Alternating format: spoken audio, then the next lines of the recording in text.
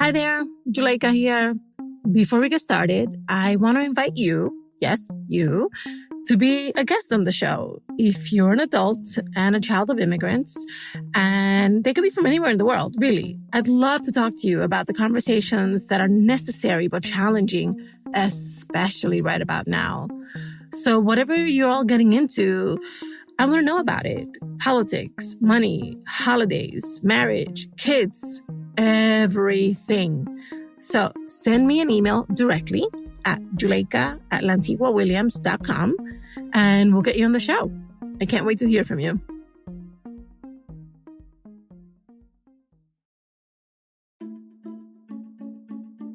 Hi, everybody. My guest today is Chau. Chau's Vietnamese mom likes to look a certain way and often comments on Chau's weight and how much they eat. But after living through a pandemic in a different state, away from their mom, Chau is establishing a healthier relationship with food and their body. Let's get into it. My name is Chau. I am a queer Southeast Asian former refugee from Vietnam, current new American. I was 7 when we resettled in the U.S. I come by way of Florida, currently calling Cincinnati, Ohio home. And in our culture, the way we would say mom and dad really depends on which region you are from. I speak with the Southern dialect, so I say mẹ and ba. Coming over as a refugee, resettling in the U.S., as Drake would have said it, it went from 0 to 100 real quick. One way that we were able to retain our culture and heritage was absolutely through recipes, childhood comfort food in particular, certain kinds of soups and stews and broken rice dishes. As my relationship to food would inevitably change, in the U.S., being exposed to so many different variety of food from other cultures, my body also shifted. It really revealed some internalized body shaming that passed from mother onto daughter for sure. One way that I noticed my mother using body shaming language was at the dinner table. She would jokingly say, "Don't eat too much. Men don't like fat girls. Have you stepped on a scale recently?"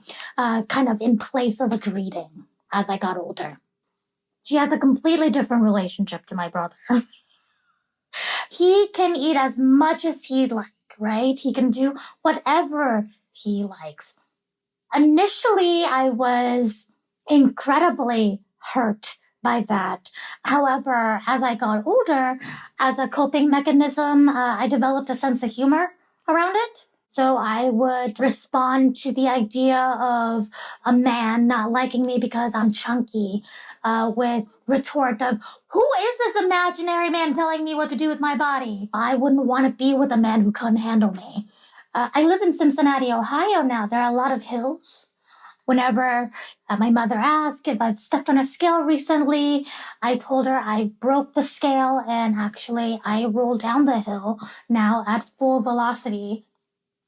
We are now about the same age as when she came to America, so 29. And I can only imagine the ways that her body shifted. My mother is an incredibly vain woman. After surviving 7 years in a refugee camp, first thing she did was she got a nose job. That was the first thing. As I get older, I become more empathetic to what she might have gone through. Being a farm girl in rural Vietnam and how she internalized a lot of that, like body shaming. Old world sexism ideals that's been drilled into her. So I've lived in Cincinnati, Ohio for the past 10 years. This was the first time that I've lived on my own in a different state. Like just rethinking, reimagining what it means to reclaim me for myself. How do I, a former refugee, become a sovereign nation of self? One significant way that happened was through food. Learning how to make the food of my childhood and just kind of recreating it in a way that fits my palate a little bit more, for sure. As far as diplomatic relationships between my sovereign statehood and my mother country, in taking my freedom, I feel like I'm America in this regard. It forced her to say, I guess that is an independent nation state. I guess I can recognize its sovereignty, kind of. From 1,000 miles away, I'm definitely a lot braver. This pandemic, in particular, really forced me to introspect in the ways that I've internalized fat shaming and my own relationship to my body. I'm chunkier than I've ever been. I gained a significant amount of weight. According to me, I gained 12 pounds. My sense of reality is very warped, and I am clearly working through some of my own body dysmorphia. 6 of those pounds were proudly gained during a solo trip to Vietnam back in December 2019, where I ate all the street food to my heart's content. There's something about fried chicken, eaten on the street. I'm perfectly healthy. I'm healthier than the average American. Like I eat very whole. I cook my own food. Like I rarely eat out. In a lot of ways, I am my own Asian mother. I've always wanted. Oof. Navigating and pushing back against family and social pressures to look a certain way is akin to walking on hot coals. You see them on fire. You walk toward them, you walk over them, you think you made it across, but the burn marks remain for a long time. I really wanted, in fact, I needed to better understand the root of such pressures and how we as first gens can avoid internalizing the body shaming we may experience from our loved ones. So I called in an expert. My name is Dr. Yuying Tsong. I'm a professor at California State University, Fullerton. I'm trained as a psychologist. So I've worked as a staff psychologist at a university counseling center for several years. My research and work area has a lot to do with help seeking and mental wellness. So this kind of really applies to disorder eating with particularly Asian American women, immigrants and families, and transnational families. You listened to the Chau's story. Yes. What did you hear as you listened? Their story made me think about a lot about my experiences working with Asian American young adults, particularly those with immigrant parents. The way we express affections and love and the way that we want to experience love and affections is a little bit different. I think for those folks who grow up in the U.S., versus those who grew up in Asian countries or other countries who have more collectivistic values. So, for example, for a lot of the Asian American families, the communication style is very much explicit communications of feedback with implicit love, right? Meaning that I want the best for you. And in order for you to be the best, I need to tell you what you need to change, right? So you can have this best life because I love you so much, right? But the because I love you so much oftentimes is not explicitly expressed. Of course, I love you. So why do I need to say I love you, right? From the parent's perspective, it's implied. But from the children's perspective, the experience is that they're hearing criticism all the time. So for a lot of the Asian American young adults, it's such a disjointed experiences watching parents talking to their white friends a lot of the time. Like it's more polite. There's more explicit expressions of hugging and the words I love you, which is kind of, I think, the way in the media, in movies, kind of romanticize like this is a loving parent-child relationship. So a lot of time, what we talked about with our Asian American young adults, particularly those with immigrant parents, is that recognize, right, our pain, right? We're also kind of checking, if I don't hear that, am I just making the assumption that they don't love me? They want to shame me. At the same time, thinking about why they're saying that. Being successful professionally is such a dream for their children.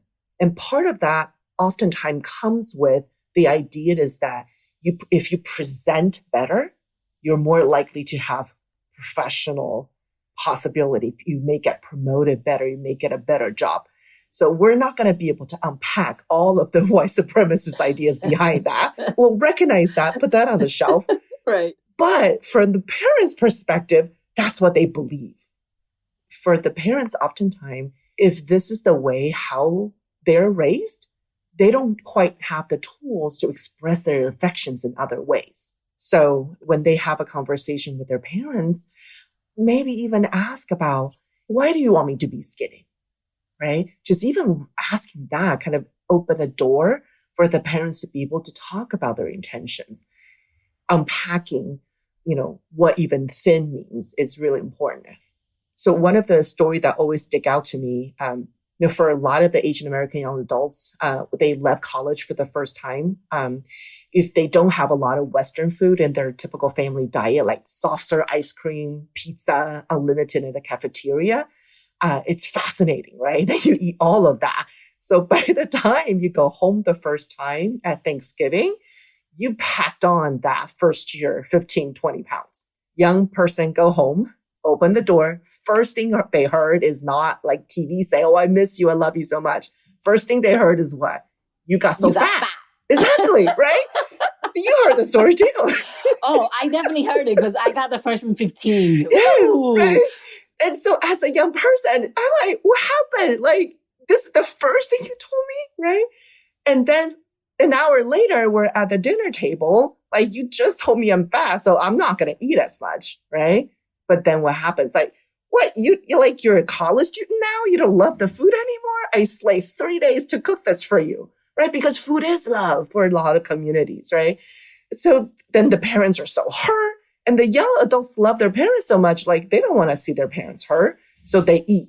So one of the things that Chau talked about is as coping mechanism, that's actually some of the disorder eating happens, right? Because I want to eat, right? Because you want me to eat a lot to show that I love you. So I eat a lot, but I'm so uncomfortable. And also you just call me fat. So one of the coping mechanism we see actually is that then they will go to the bathroom and they learn how to throw up in college a lot of times and they throw up, right? So it's not so much about the pathology research has talked about in terms of hating myself. And some of them, yes. But for a lot of Asian American young adults, it's a coping mechanism. So let's define a little bit what disordered eating means and how someone might be able to recognize that in themselves. Yes. So disordered eating, meaning that when we're engaging behaviors or having thoughts and beliefs about what we should eat, how much we should eat, what I should look like, that's not the most functional. Disorder eating capture a much wider range than eating disorder, because eating disorder is a clinical term, right? So you need to have certain symptoms for a certain amount of time. So disorder eating for me is a much better way to kind of capture that dysfunctional ways of thinking about food.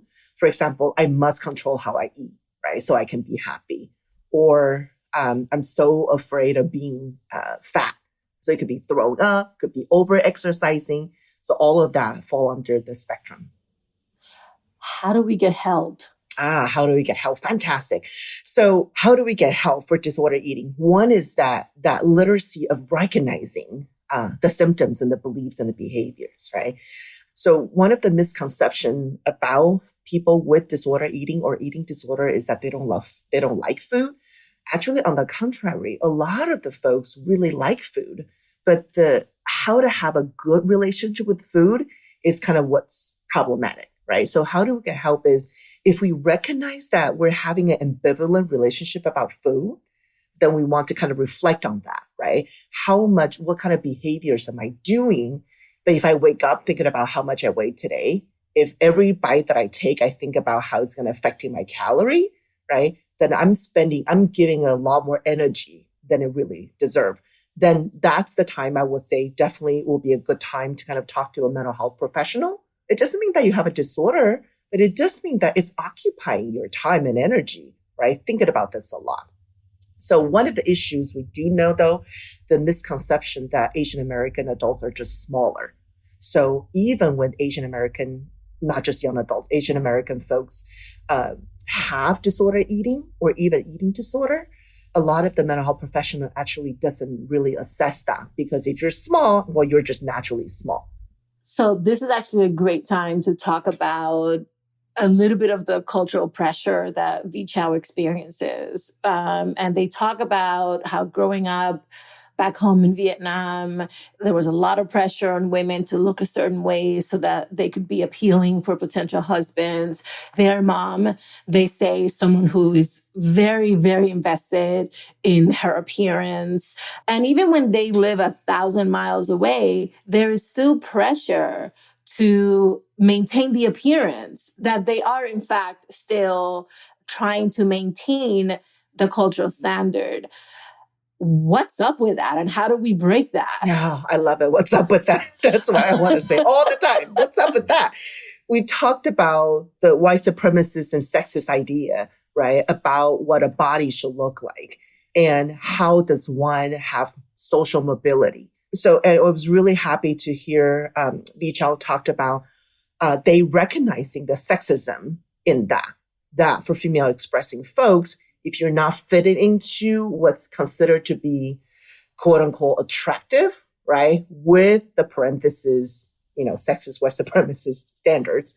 And, one part of my work really now is focusing on recognizing all these isms and oppression, right? But also kind of recognizing how we have internalized them. Because exactly like you said, V. Chau has lived now 1,000 miles, so thousands of miles away from Vietnam, right? And also many, many miles away from their parents. At the same time, we can't help but internalize the values that we're taught or we're exposed to growing up, right? But what we do hear from them is that they're recognizing some of that, right? That they are paying attention to how they're eating, that connecting to how they were taught when they were younger. At the same time, I'm also hearing them talking about how do they reframe that, reinterpret, right? These values and expectations served a purpose in the society that are still upholding these values. A lot of the collectivism culture, meaning that I love you, that's why I give you feedback. I want you to be successful. A lot of these traditional Asian cultures, traditional collectivist culture, are one of the reasons that the community really hold on together through all kinds of trauma. A lot of these communities escape from wars, right? Escape from poverty, especially for refugee folks, to be able to survive and be successful. So these are the values that were very helpful to hold the community together, to help each other out, right? And to be able to look at trauma and say, that happened, but I'm going to hold it together, not pay attention to the feelings, and we're going to move forward, right? So we can keep going. So during trauma, that's how we survive, right? But for the children now, the approach of not recognizing feelings, not recognizing trauma doesn't quite fit for them. For folks like V. Chau, being able to kind of recognize the context of the cultural expectations can be very helpful, because what it does is that it lifted that blaming of the parents out of the pain, right? It's not because my parents did not like the way I look. It is because this is the way that they know how to express love. They don't have the best tools or languages to do that. So understanding the context of the trauma, right, it's helpful, I think, to heal from the pain and these cultural or family expectations. Wonderful. Oh, thank you so much for being here today. It's my pleasure. I love talking about this. So thank you for the opportunity for me to talk about it.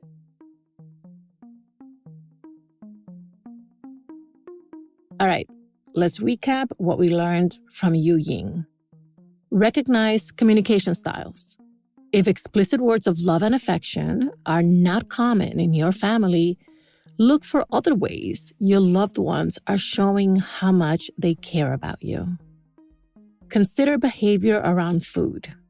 If you or a loved one is spending a lot of time and energy thinking about and planning how you act when it comes to food, consider having a conversation about disordered eating or getting help. And remember, factor in trauma. Values and behaviors that are passed from one generation to the next may have been helpful to a family's survival in extreme situations like war, poverty, and forced migration. Knowing this context can help us understand our parents, help us heal, and stop blaming.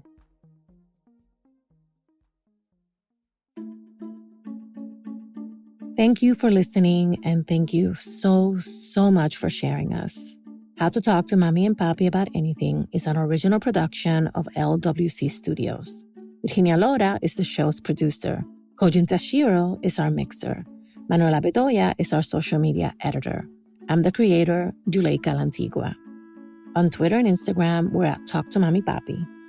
Please follow us and rate us on Apple Podcasts, Amazon Music, Pandora, Spotify, or anywhere you listen to your favorite podcasts. Bye, everybody. Same place next week.